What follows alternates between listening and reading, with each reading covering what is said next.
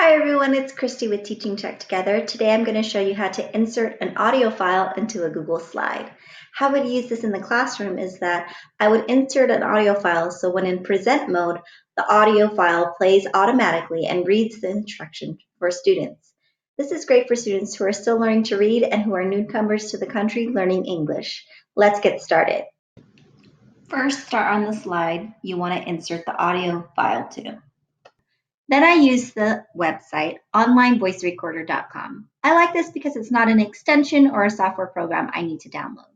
I simply click on the red button and record my audio file. Type your answers right into the slides. Don't forget to turn it in after done. Click, hold, and drag check marks and words where needed.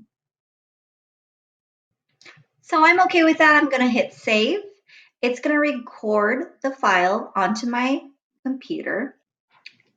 Now I'm going to upload this file into my drive.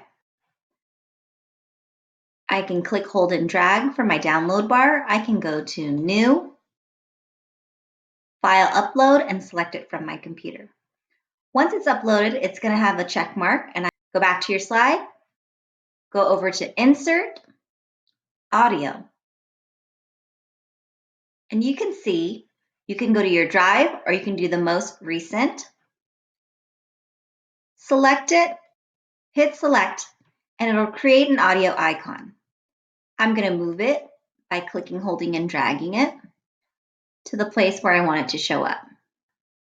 When I click on the icon and it has a blue frame around it, I'm going to be given playback format options on the right-hand side.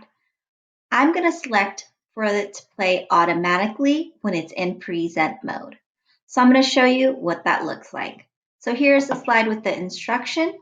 I'm going to select present and the audio file should play automatically.